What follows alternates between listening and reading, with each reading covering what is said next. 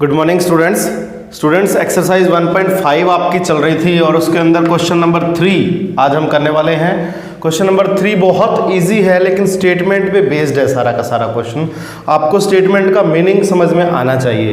Question क्या कह रहा है, recall pi is defined as the ratio of the circumference से सी, यानी कि सर्कमफ्रेंस को हमने क्या लेट कर लेना है, सी लेट कर लेना है, of circle to its diameter. यानी कि देखिए क्वेश्चन में हमें ये चीज दे रखी है कि जो पाए है ना, ये जो पाए है, ये पाए की जो वैल्यू है वो सर्कमफ्रेंस और डायमीटर का रेशियो है।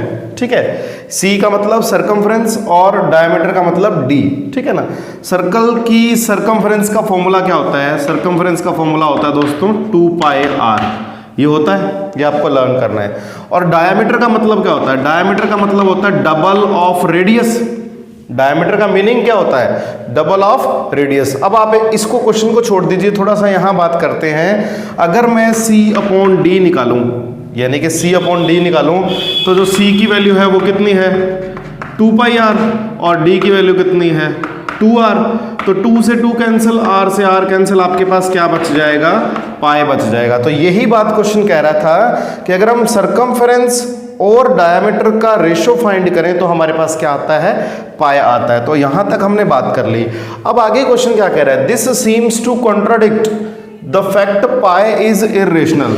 यानी कि देखिए अब इसमें एक बात है, मैंने आपको पहले वाले क्वेश्चंस में भी बताया था और अब दोबारा बता रहा हूं कि जो पाई है ना वो क्या है, इर्रेशनल है। पाई क्या चीज है, इर्रेशनल। लेकिन जो पाई के इक्वल में वैल्यू लिखी हुई है C अपॉन डी, ये एक फ्रैक्शन है, ये एक सिंपल फ्रैक्शन है। यानी कि ये ऐसी फ्रैक्शन है जिसको हम P अपॉन Q की फॉर्म में लिख चुके हैं। ठीक है, और Q की वैल्यू यहां क्या नहीं है, 0 नहीं है। देखो D यानी कि डायमीटर क्या नहीं है, 0 नहीं है।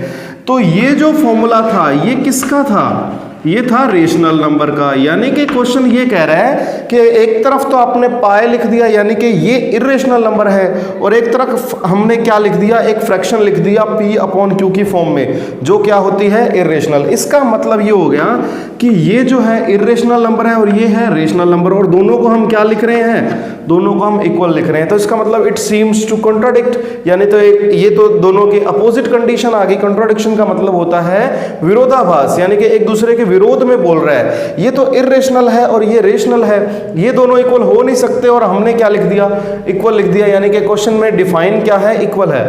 तो how will you resolve the contradiction, तो हम इस चीज को कैसे सॉल्व करेंगे, अपने माइंड में कैसे क्लियर करेंगे। तो देखो सिंपल सी एक बात बता दूं आपको, पाई तो इर्रेशनल ही रहेगा, पाई तो रेशनल नहीं होगा, क्योंकि इर्रेशनल नंबर वो होते हैं जिनकी वैल्यू हमारे पास परफेक्टली नहीं आती, जिनकी वैल्यू अप्रोक्सीमेट आती है, वो होते हैं इर्रेशनल नंबर। ठीक है ना।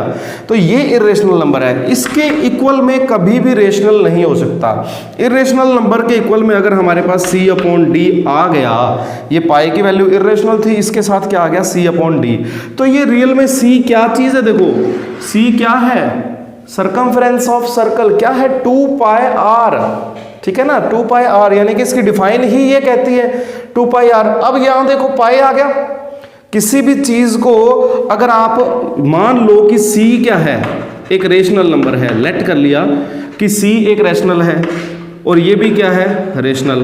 तो भैया रेशनल को रेशनल से जब डिवाइड करोगे तो जो इसका आंसर आएगा वो भी क्या आएगा, रेशनल नंबर आएगा। हमारे पास 3 फैक्ट है, उस चीज को आप एक बार ध्यान से सुनिए कि अगर आप रेशनल को रेशनल से डिवाइड करोगे तो रेशनल आएगा। ठीक है, फिर इर्रेशनल को रेशनल से डिवाइड करोगे तो क्या आएगा, इर्रेशनल। फिर अगर रेशनल में इर्रेशनल का डिवाइड करेंगे तो क्या आएगा, इर्रेशनल। यानी कि अगर ये इर्रेशनल है, लेफ्ट साइड हमारे क्वेश्चन की इर्रेशनल है, इट मींस या तो C इर्रेशनल होगा या क्या होगा, D इर्रेशनल होगा, या दोनों क्या होंगे, इर्रेशनल होंगे। तभी तो ये लेफ्ट साइड क्या बन रही है, इर्रेशनल बन रही है। यही चीज आपको रिजल्ट में लिखनी है। यहां लिखना है इट मींस C, D और both C and D, both C and D are irrational numbers, are या may be इरेशनल नंबर्स। इसका मतलब ये है कि या तो सी अकेला, ध्यान से देखो, या तो न्यूमरेटर या डिनोमिनेटर, इन दोनों में से कोई एक इरेशनल होगा तो रिजल्ट क्या आएगा, इरेशनल। यहां हमारे पास रिजल्ट इसका इरेशनल है, रिजल्ट क्या है, इरेशनल। और हमें दो फ्रैक्शन दे रखी हैं, इसमें न्यूमरेटर दे रखा है, डिनोमिनेटर।